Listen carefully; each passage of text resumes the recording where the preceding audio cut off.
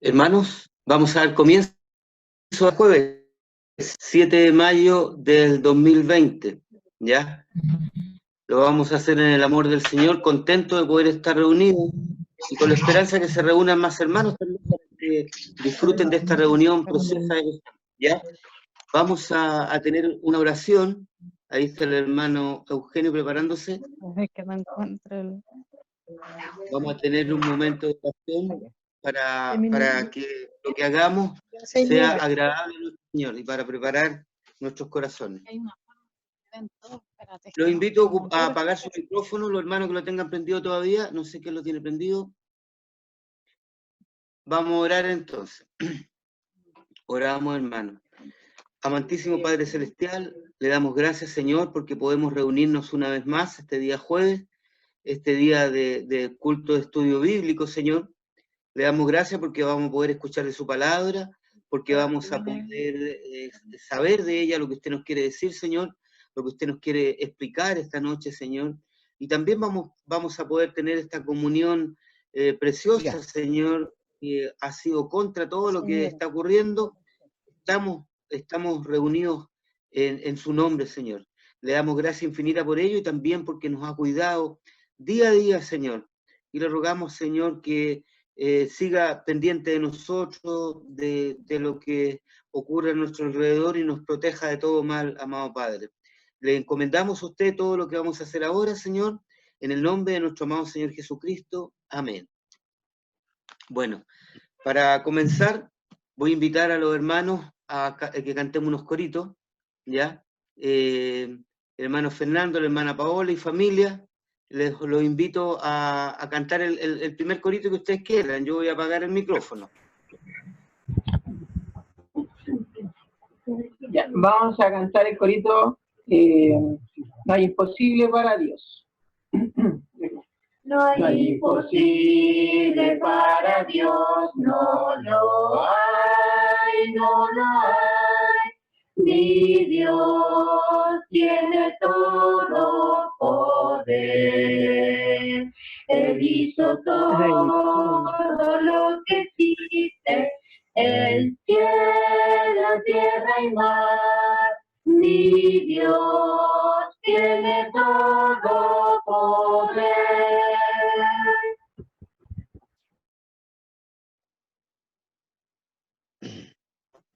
Amén. Gracias, hermano. Otro corito. ¿Hay alguien que quiera cantar sin que yo se lo pida? ¿Que tenga deseo de alabar al Señor? A ver, a ver. ¿Dónde están los hermanos valientes que quieren alabar al Señor? ¿Alguien que levante el dedito?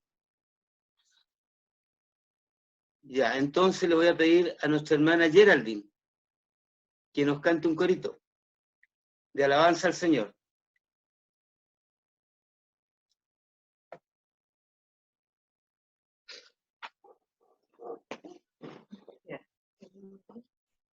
Debajo de sus alas seguro estaré, al abrigo del Altísimo. Cubierto con sus plumas, ningún temor tendré, al abrigo del Altísimo.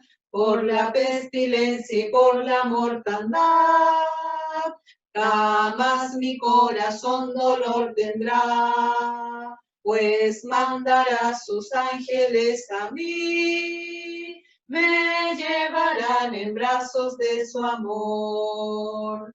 Debajo de sus alas seguro estaré. Del Altísimo, cubierto con sus plumas, ningún temor tendré, al abrigo del Altísimo. Amén. Gracias, hermanas. Esta es la última oportunidad ahora para que un hermano quiera alabar al Señor. ¿Quién se ofrece para alabar al Señor con un hermoso corito? Ya, la familia del hermano Eugenio salieron elegidos.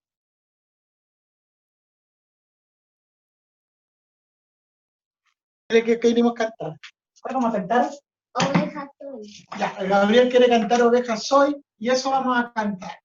Ya, 1, 2, 3. Oveja soy, de mi Jesús el buen pastor. No temo ya, a Satanás el león.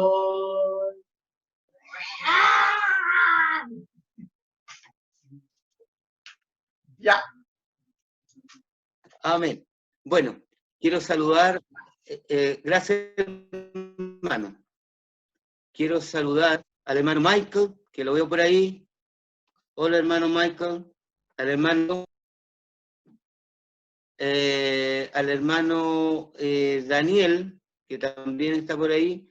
La hermana Ingrid, que no la veo, pero está por ahí. La hermana Isabel Enríquez. ¿Quién más está por acá? ¿Quién más está por acá? Veamos. Hermano Felipe, familia, el pastor Manuel Ulloa, la hermana María Teresa, y la hermana Ernestina. Está Geraldine y está la hermana Geraldine y la hermana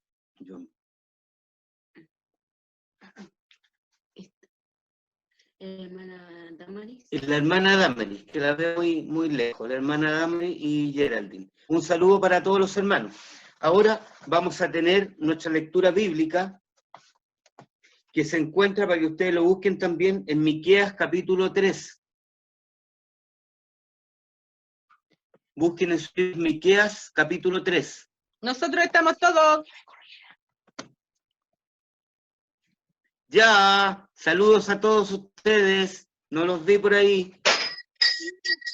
A ver. No nos pito. Ya. ¿Están en el teléfono de Isabel Enrique? ¿O no? Bueno, vamos a tener entonces la lectura de la palabra del Señor. Hola Ruth, hola. Saludos a todos por allá. Vamos a tener entonces, como les decía, la lectura bíblica en Miqueas capítulo 3. ¿Va? Les voy a leer el capítulo completo. Dice así la palabra del Señor. Y dije, oíd ahora, príncipes de Jacob y cabezas de la casa de Israel. ¿No pertenecía a vosotros saber el derecho? Que aborrecen lo bueno y aman lo malo, que les quitan su piel y su carne de sobre los huesos, que comen a sí mismo la carne de mi pueblo, y les desuellan su piel de sobre ellos, y les quebrantan sus huesos y los rompen, como para el caldero, y comen carnes en olla. Entonces clamarán a Jehová, y no les responderá. Antes esconderá de ellos su rostro en aquel tiempo, por cuanto hicieron malvadas obras. Así ha dicho Jehová acerca de los profetas que hacen errar a mi pueblo, que muerden con sus dientes y claman paz, y al que no les diere que coman, aplazan contra él batalla. Por tanto, de la profecía se os hará noche, y oscuridad del adivinar, y sobre los profetas se pondrá el sol, y el día se entenebrecerá sobre ellos, y serán avergonzados los profetas, y confundiránse los adivinos, y ellos todos cubrirán su labio, porque no hay respuesta de Dios. Yo, empero, estoy lleno de fuerza del Espíritu de Jehová, y después para denunciar su rebelión y a Israel su pecado. Oíd ahora esto, cabezas de la casa de Jacob, y capitanes de la casa de Israel, que abomináis el juicio y pervertís todo el derecho, que edificáis a Sión con sangre y a Jerusalén con injusticia. Sus cabezas juzgan por cohecho, y sus sacerdotes enseñan por precio, y sus profetas adivinan por dinero, y apóyanse en Jehová diciendo, no está Jehová entre nosotros, no vendrá mal sobre nosotros. Por tanto, a causa de vosotros será Sión arada como campo, y Jerusalén será majanos, y el monte de la casa como cumbres de breñal. Bendita sea la palabra de nuestro Señor. Ahora vamos a dar paso a nuestro pastor, que tiene el estudio bíblico de esta tarde. Adelante. Gracias, hermanos. Les saludo en el nombre del Señor y es una alegría poder nuevamente volver a tener nuestra comunión para realizar las actividades de día jueves. La verdad es que hace mucho tiempo que deberíamos haber retomado esta actividad, nos fuimos quedando con el tiempo, lamentablemente, pero gracias a Dios hemos podido tomar esta, ¿cómo se llama? Retomar la actividad de estudio bíblico. Estamos estudiando el libro de Miqueas, ¿ya? Estamos estudiando el libro de Miqueas y hemos visto, ¿cuánto se llama? Según el orden que estamos llevando, debemos recordar que estamos analizando el libro en base al contenido, y en base al contenido estamos viendo tres partes. La primera parte que estamos viendo son los juicios inminentes de Dios a Israel y a Judá, que abarcan los capítulos 1 al 3. Hoy día vamos a terminar de ver esta primera parte. Y esta primera parte, estamos hablando de, hemos visto el capítulo 1, donde vimos los juicios a Israel, que es el reino del norte, y el juicio a Judá, que es el reino del sur. También vimos el jueves pasado, ¿no es cierto?, junto con los hermanos de Temuco, el juicio por los pecados, donde estuvimos hablando acerca del pecado, del pillaje, de hacerse de cosas que no eran de ellos, ¿no es cierto? El pecado de la petulancia, cuando ellos estaban orgullosos de lo que estaban haciendo, pero también la promesa de provisión, que se refería al remanente fiel, ¿no es cierto?, que al final iba a quedar. De esta hemos visto entonces ya este juicio, esta tercera parte de esta primera, del juicio inminente a Israel, a Judá. Y ahora vamos a ver el juicio a las personas, ¿ya? El juicio a las personas. O sea, todos estos capítulos 3 nos hablan acerca de los juicios de Dios, tanto a nación como en forma personal. Y eso es lo que vamos a ver el día de hoy, los juicios a las personas, de acuerdo a la lectura que hemos hecho del capítulo número 3. Vamos a verlo en tres partes, que son el juicio a los líderes, el juicio a los profetas y el juicio a los jefes y magistrados de la nación. Y así vamos a quedar listos para ver la segunda parte, que va a ser el justo de Israel exaltado, que va a abarcar los capítulos 4 y 5. ¿Ya?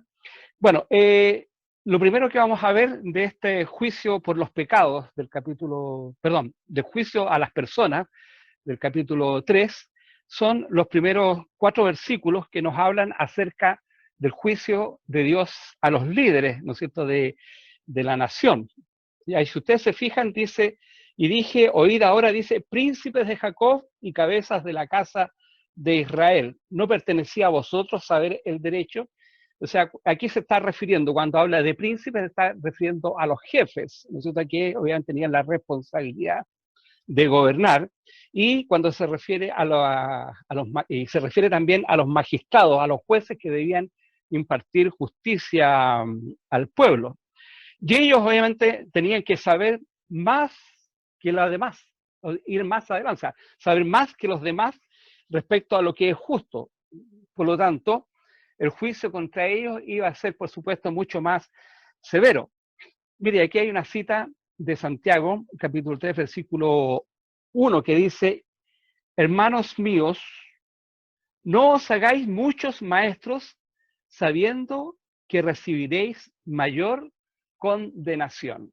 O sea, mayor responsabilidad, obviamente, tiene aquellos que efectivamente son, de alguna forma, los encargados de llevar adelante el trabajo del pueblo, y en este caso también de la iglesia. Por lo tanto, el juicio de Dios va a ser mucho más severo para ellos, porque ellos habían trastocado los valores. El versículo 2 dice que aborrecen lo bueno y aman lo malo, ya que le quitan su piel y su carne de sobre los huesos. Es decir, si nosotros usamos un lenguaje pastoral, diríamos que ellos azotaban, ¿no es cierto?, flagelaban al pueblo, en este caso las ovejas, hasta arrancarles justamente la piel. Obviamente es difícil de poder concebir cómo podía ocurrir esto en el pueblo de Dios, pero obviamente los líderes habían despedazado realmente al pueblo común. Ojo, no pensemos que el pueblo era inocente de esto. Aquí está hablando del pecado de los líderes, pero obviamente hay juicio también con respecto al pueblo. Por supuesto que ellos estaban recibiendo de alguna forma también un juicio de parte de Dios, donde ellos obviamente lo único que hacían era despojar al pueblo de todo, y Él les dice que en el día de la tribulación ellos no iban a recibir respuesta alguna del Señor en el versículo 4. Entonces dice, clamarán a Jehová y no les responderá, dice el profeta, respecto justamente a estos impíos. Ahora, fíjense que es importante esto porque Dios no contesta las oraciones, como nosotros sabemos, de los que proceden con injusticia. Nunca va a responder las oraciones de los que hacen o proceden en forma de injusta. Pero tampoco Dios contesta a los que no andan de acuerdo a su voluntad. Eso también tenemos que tenerlo presente nosotros. Muchas veces queremos cosas que Dios nos dé, bendiciones que Dios nos otorgue, pero no estamos de acuerdo a la voluntad de Dios. Y es imposible que efectivamente esto pueda ocurrir, que Dios pueda, ¿no es cierto?, contestar a aquellos que no andan en su voluntad. Fíjense lo que dice Salmo 66, 18, dice, si en mi corazón hubiere yo mirado la iniquidad, o sea, hubiera consentido la iniquidad, hubiera dado paso al pecado, dice, el Señor no me oyerá, ¿ya? El Señor no me oyerá. Tengamos claro efectivamente esto en nosotros. Hay otro pasaje también en Isaías, bueno, hay muchos más, pero voy a leer uno más en Isaías 59, 2, que dice, más vuestras iniquidades, dice, han hecho división entre vosotros y vuestro Dios. Está hablando Isaías. Y vuestros pecados han hecho ocultar su rostro de vosotros, dice, para no oír. ¿Ya? El versículo 4 dice que, leíamos, antes dice, el versículo 4 dice, entonces clamarán a Jehová y no les responderá, dice, antes esconderá de ellos su rostro en aquel tiempo, por cuanto hicieron malvadas obras, dice el versículo 4. Cuando el Salmo 104, 29 dice, escondes tu rostro, túrbanse. O sea, cuando Dios esconde su rostro, ¿qué pasa con los demás? Hay una alteración. Se interrumpe el curso normal de las cosas, en este caso de la vida. ¿Ya? Escondes tu rostro, dice, túrbanse. Y sigue diciendo, les quitas el espíritu, dejan de ser, fíjense, dejan de ser y tórnanse en su polvo. Es decir, que según este Salmo 104, 29, el rostro de Dios da vida, da vida. Y cuando Dios dice que va a esconder su rostro, esto no significa solamente desagrado, como hemos visto en el pasaje, sino muerte y destrucción. ¿Recuerdan? Dice, les quitas el espíritu, dejan de ser, muerte, y tórnanse en su polvo. Así que cosa seria es que Dios quite su rostro efectivamente de nosotros. Por eso el salmista clamaba que Dios no quitara su rostro. Por lo tanto, de acuerdo a esto, ¿no es cierto?, el día de la tribulación, dice Dios, dejará perecer a todos estos malos líderes y será demasiado tarde para que ellos obviamente puedan recibir la ayuda de Dios. Obviamente van a perecer, van a ser condenados porque no estaban o no creían a Dios. O sea, no basta con creer en la existencia de Dios, sino que también debemos creer el testimonio de Dios. Y la Biblia es el testimonio de Dios. Bueno, los versículos 5 al 8, a continuación, es el juicio contra los profetas. ¿Ya? Los profetas obviamente estaban acá sirviendo por puros intereses. Fíjense lo que dice el versículo 5. Así ha dicho Jehová acerca de los profetas que hacen errar a mi pueblo, ¿ya? Que hacen errar a mi pueblo, importante lo que están haciendo. Dice que muerdes con sus dientes, ¿ya? Y claman paz al que no les diere que coman, aplazan contra él batalla. Es decir, estos personajes, la expresión esa de muerden con sus dientes, describe la afición que tenían a las comilonas, a la gula. ¿Ya? Gustaban pasar justamente en banquete, eran comilones. Y obviamente su apetito era lo que regía realmente la conducta. ¿Ya? Si el pueblo no les daba para sus festines, ¿ya? Para sus banquetes, etc., era motivo de declarar una guerra contra el pueblo. ¿Ya? Una guerra, entre comillas, santa, porque ellos decían que ellos estaban de esta forma, el pueblo estaba convirtiéndose de esta forma en enemigos de Dios. Y lo que estaban haciendo ellos era defender el honor de Dios. Pero obviamente lo que hacían más bien abusar de este concepto, porque no era la honra de Dios, sino que era la honra de ellos mismos. ¿Ah? Por lo tanto, dice el versículo 6, dice, por tanto, dice, la profecía se os hará noche y oscuridad del adivinar, y sobre los profetas se pondrá el sol, y el día entenebrecerá sobre ellos. O sea, ¿qué es lo que iba a hacer Dios respecto a estos malos profetas? Dios le iba a dar oscuridad, ¿no es cierto? Saldría la noche y iba a dar oscuridad. ¿Para qué? Para que no pudieran profetizar, ¿ya? Por eso habla de la oscuridad. Y muchas veces este símbolo, la oscuridad es símbolo para la calamidad, ¿no? Pero iba a venir calamidad. Bueno, el profeta verdadero siempre se va a reconocer, ¿no es cierto?, por el cumplimiento justamente de sus profecías. Recordemos ese pasaje de Deuteronomio capítulo 18, versículo 22, cuando dice, cuando el profeta hablare en nombre de Jehová y no fuere la tal cosa, ni viniere, es palabra que Jehová no ha hablado, con soberbia la habló aquel profeta, no tengas temor de él. Es decir, que si el profeta era verdadero, ¿no es cierto?, los resultados se iban a ver justamente en el acercamiento del pueblo a Dios. Y ese sería reconocido como el verdadero profeta. Pero aquí, como eran falsos profetas, y no solamente falsos, sino que malos profetas, obviamente se manifiesta esta vergüenza, esta oscuridad, ¿no es cierto? Y el término, que el versículo 7 que dice, serán avergonzados los profetas y confundiránse los adivinos y ellos todos cubrirán su labio porque no hay respuesta de Dios. Esta expresión, el término de cubrir los labios, ¿no es cierto?, era más bien estaba relacionado con la cultura del pueblo, pero era señal de duelo y deshonra, ¿no? Por eso se cubrían, en el fondo se cubrían la cabeza, no solamente la boca, sino que se cubrían la cabeza. Así que estos profetas, nosotros diríamos hoy día cara dura, ¿ya?, cara de palo, si habláramos un poco más fino diríamos impúdicos, serían completamente desacreditados justamente por Dios.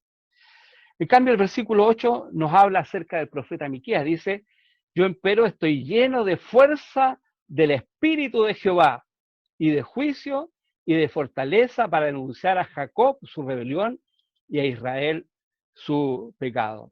Hay una diferencia enorme, ¿no es cierto?, entre estos profetas y falsos y malos con respecto a Miqueas, que de acuerdo a ese versículo nos habla que es diferente, ya que ha sido justamente fortalecido por Dios, dice, por el Espíritu de Jehová, es decir, por el Espíritu Santo, entendemos nosotros hoy día, para proclamar justamente la verdad de Dios. Esta es la segunda vez que Miqueas menciona el Espíritu de Jehová, y ya no lo vuelve a mencionar.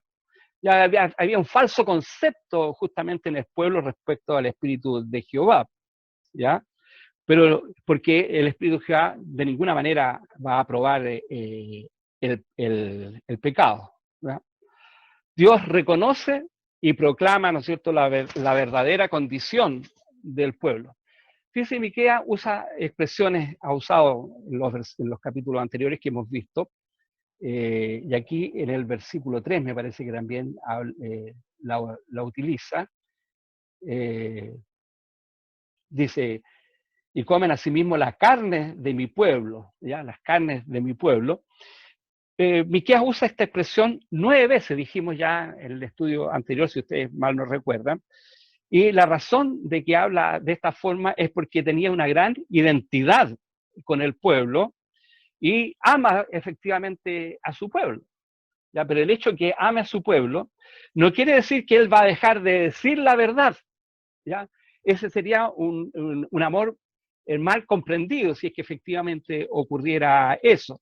Él los amaba, pero no iba a dejar de decirles la verdad. Y eso me recuerda a Proverbios 27:6, que dice, fieles son las heridas del que ama.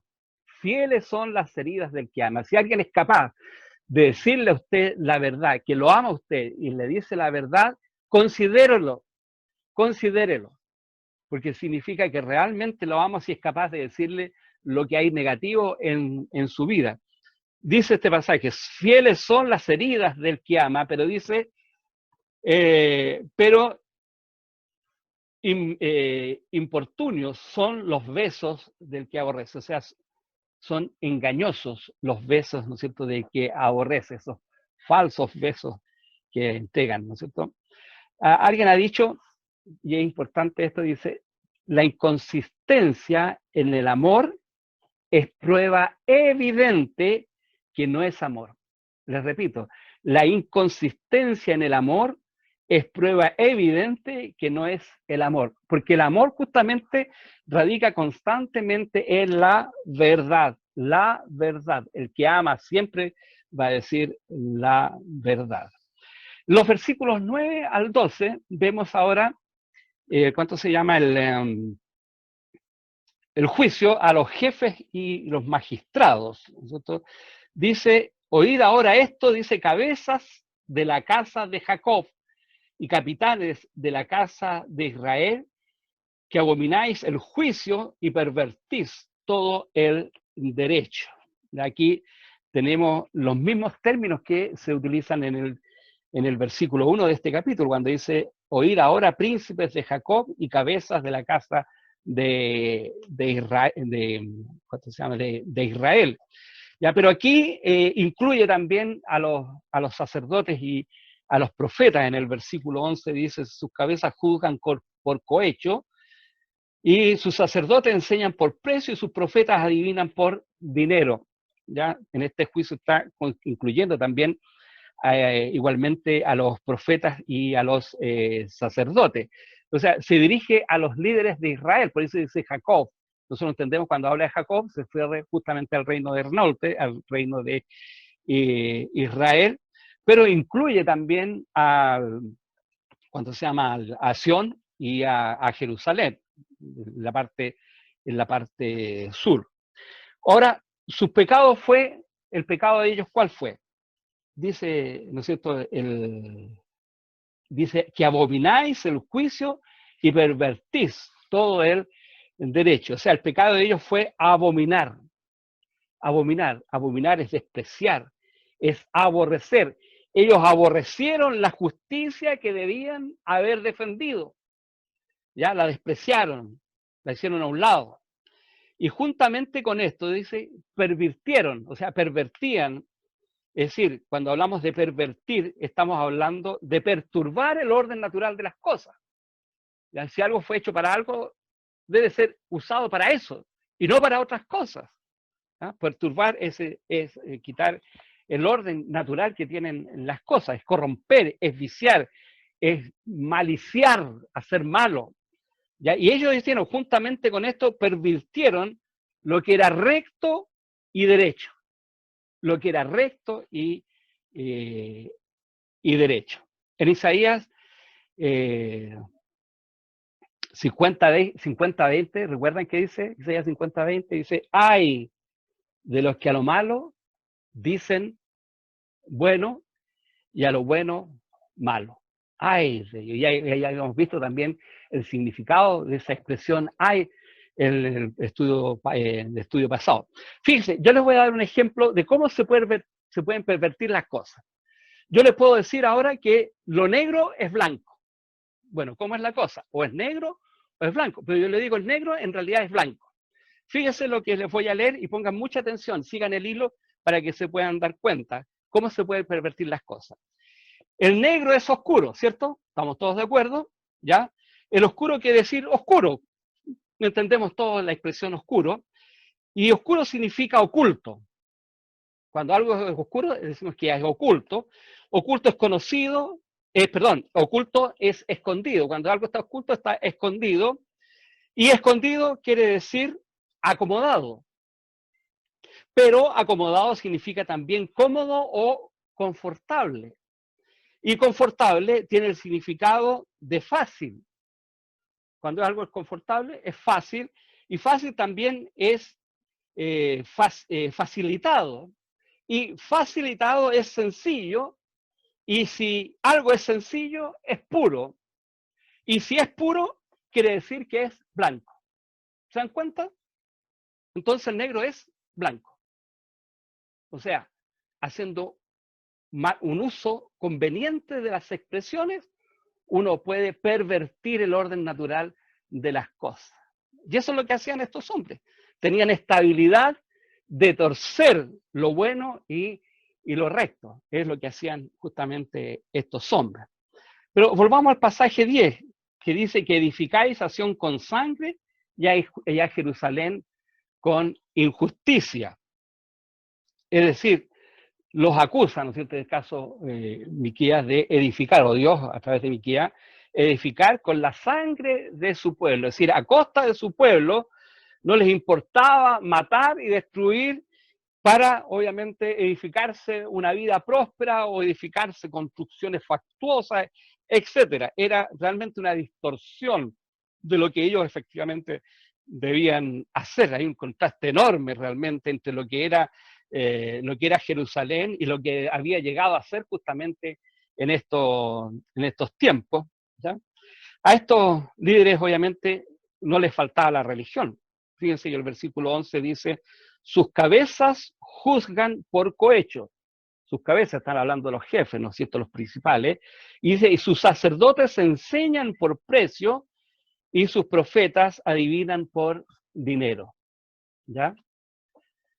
Le voy a pedir a la Yera que le abra la puerta a la gata porque está aquí, no me deja hacer el estudio. Bueno, estamos hablando del versículo 11, donde dice, sus cabezas juzgan por cohecho y sus sacerdotes enseñan, dice, por precio, y sus profetas adivinan por dinero. Sus sacerdotes y profetas, obviamente, funcionaban, pero habían cambiado por una fuente de ganancia. O sea, ellos querían tener dinero. Habían convertido, ¿no es cierto? Habían cambiado, habían convertido en fuente de ganancia las responsabilidades que tenían en sus oficios. Voy a leerle, fíjese, en primera a Timoteo, no lo iba a leer, pero es realmente interesante lo que dice primera Timoteo, el versículo 6, pero yo voy a leer un poquito más adelante del 6. Dice, si alguno enseña otra cosa y no asiente a sanas palabras de nuestro Señor Jesucristo y a la doctrina que es conforme a la piedad, dice, es hinchado, nada sabe, y enloquece acerca de cuestiones y contienda de palabras, de las cuales nacen envidias, pleitos, maledicencias, malas sospechas. Y fíjese el versículo 5, porfías de hombres corruptos de entendimiento y privados de la verdad, que tienen la piedad por granjería, apártate, dice, de los tales. Y esto es lo que pasaba con estos hombres. Estaban corruptos. ¿Ya? Los líderes pedían soborno,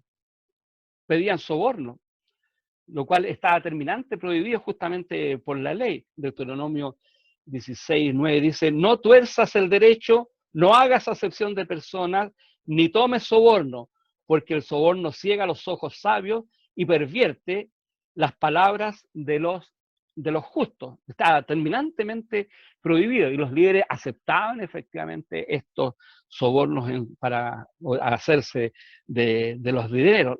Los sacerdotes vendían sus servicios, lo que no se habían visto antes. Lo que también estaba prohibido por la ley en Deuteronomio 17:11, no lo voy a leer en esta ocasión. Y los profetas recibían dinero, fíjense, para predecir, como dice nuestra versión, para adivinación, para hacer adivinaciones. O sea, estos hombres realmente no consideraban, no tomaban en cuenta el juicio de Dios. Y es lamentable y es triste, porque parece que a través de la historia, ¿no es cierto?, de la Iglesia ha ocurrido efectivamente siempre lo mismo. Y hoy día en nuestros tiempos no es diferente, no es diferente. Bueno, a principios del siglo XX, Guillermo Booth, que fue fundador del Ejército de Salvación en Inglaterra, fíjese que previó los peligros que iban a existir en nuestro siglo. Porque él decía: religión sin Espíritu Santo, que iba a haber religión sin Espíritu Santo, que iba a haber cristianismo sin Cristo, que iba a haber perdón sin arrepentimiento, que iba a haber salvación sin regeneración, que iba a haber política sin Dios y cielo sin el infierno. ¿Qué les parece? ¿Qué les parece lo que dijo este hombre a principios del siglo XX? Y en los días de Miqueas pasaba justamente esto. Los religiosos habían divorciado la religión de la moralidad. ¿Ya? O sea, la religión era una cosa, la moralidad era otra cosa. O sea, yo en la iglesia soy cristiano, fuera de la iglesia yo no soy cristiano. Una idea es similar.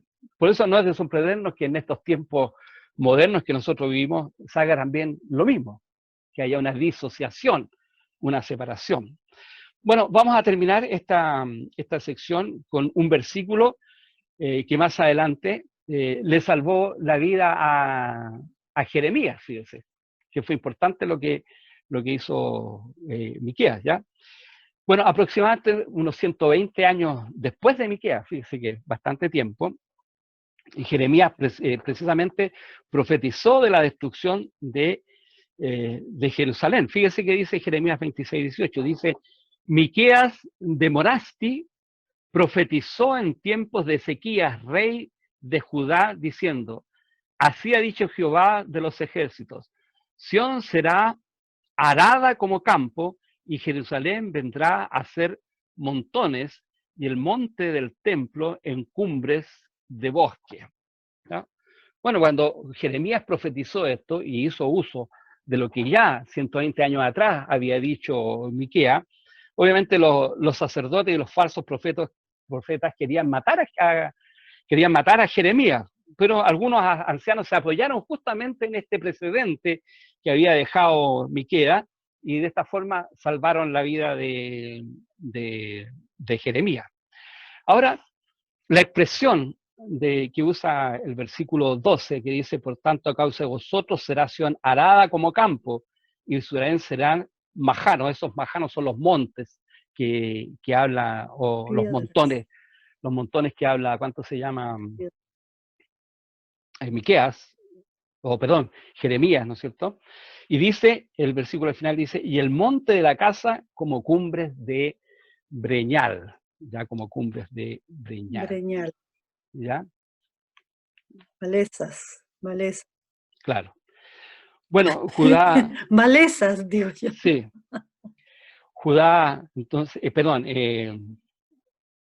bueno, cuando habla del término el monte de la casa, obviamente se menciona con el propósito de destruir del pueblo un concepto que se le daba más importancia, en este caso, al templo, el lugar de la persona, es decir, a Dios.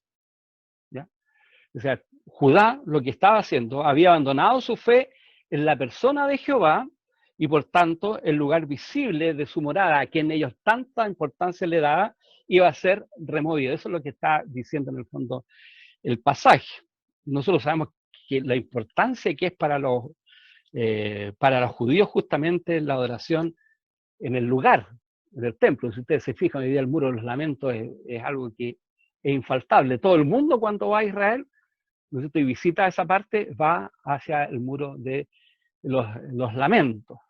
Era muy importante para ellos el lugar, pero hoy han dejado de lado la importancia de la persona de Dios. Cuidado con nuestro día, ¿no es cierto? La importancia, el peligro puede también ocurrir en nosotros, la tendencia de adorar el lugar y en vez de a Dios que habita justamente en el lugar. O sea, debemos darle importancia al templo porque allí está la reunión de los santos, la comunión de los santos, ahí hay salvación y vida eterna, como nosotros sabemos. Pero no debemos olvidarnos de la persona que obviamente está en ese lugar, que es Dios. Tampoco debemos irnos al otro extremo de no darle importancia al templo, porque también es la habitación de Dios. Por lo tanto, también debemos guardar respeto. Pero considerar siempre que Dios está primero por sobre los lugares. De esta forma estamos terminando entonces el juicio de Dios, ¿no es cierto?, para las personas, y me parece que queda meridianamente claro, ¿no es cierto?, el sentido y el propósito del pasaje. Yo no sé si alguien quiere agregar algo más o hacer alguna pregunta. ¿No? ¿Fue claro? ¿O no? Amén, fue claro. Si usted dice Fue claro, así, pastor. yo sé que fue claro para usted. Ahora, para estos estudios, hermano, usted tiene que seguir el hilo, porque si se va en algún momento y quiere volver después, ha pasado mucha agua bajo el puente y le va a costar efectivamente entender después y va a decir, no, el estudio estuvo enredado. No, en realidad que usted se voló, se fue un momento y obviamente perdió el hilo del estudio, ¿ya? Bueno, a mí me parece que fue muy claro y es muy preciosa la palabra de Dios cuando podemos ir viendo por detalle, desmenuzando, ir comprendiendo el significado de las expresiones que Dios utiliza en este pasaje. Vamos a orar, oramos. Dios eterno, Padre Celestial, te damos gracias por la bendición que tenemos de ser tus hijos y de tener hoy día para con nosotros tu palabra, que nos ilumina y nos guía, Señor, hacia la dirección en que debemos encaminar nuestros pasos. Y esa es hacia la meta que tú nos has propuesto. Te rogamos que tú nos ayudes para que tu palabra realmente pueda abundar en nuestros corazones y que tengamos cada vez más interés por estudiarla, no solamente leerla, sino estudiarla, ir un poco más al fondo, tratar de comprender un poco más y de, ojalá, poder guardarla en nuestra mente, atesorarla en nuestro corazón para que cobre vida realmente y pueda hacer tu obra de cambio que es tan necesario en la vida de tus hijos. Ayúdanos, Señor, a valorarla, apreciarla, guardarla y vivirla para tu honra y gloria. Lo pedimos en el nombre de Jesús. Amén. Gracias, hermano. Amén. Gracias a nuestro pastor por el estudio de esta tarde y gracias a nuestro Señor por la claridad con que nos entrega su enseñanza. Bueno, vamos, para ir concluyendo, vamos a cantar un corito. O sea, digo vamos porque no se puede, se produce ese desfase entre los hermanos. Y voy a ofrecer la posibilidad a algún hermano o familia que quiera cantar un corito, que quiera alabar al Señor agradeciendo por este estudio que hemos tenido hoy día. El hermano que quiera, que prenda el micrófono y me diga, porque no los veo a todos. Si no, voy a tener que elegir yo nomás. Nosotros. ¿Mauricio? Nosotros. Sí, nosotros. Ya. Sí. Ya. Alegría tengo siempre en Jesús mi Salvador.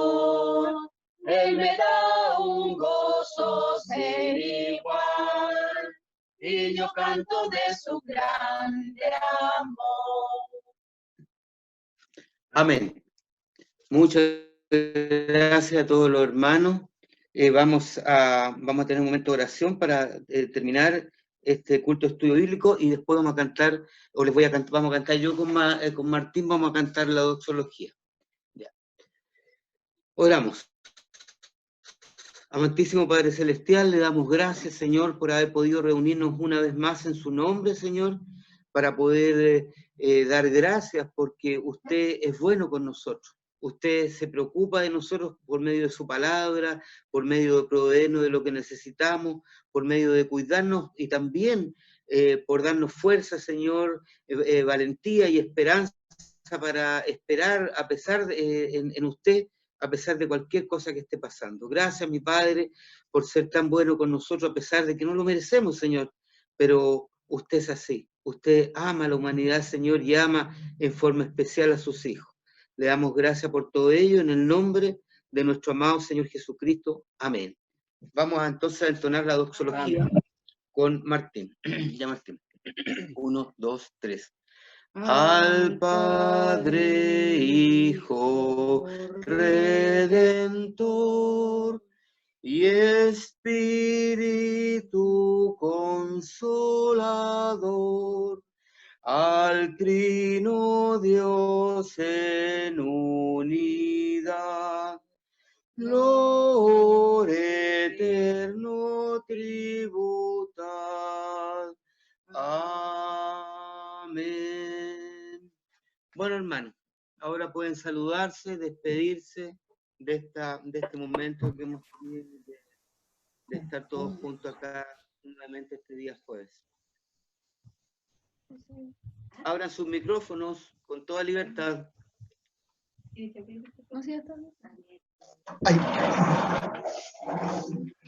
Hola, Hernán. Hola, Hernán, ¿cómo estás? Hola, aquí estamos. Ahí Qué está bueno. la hoja. Gusto verte.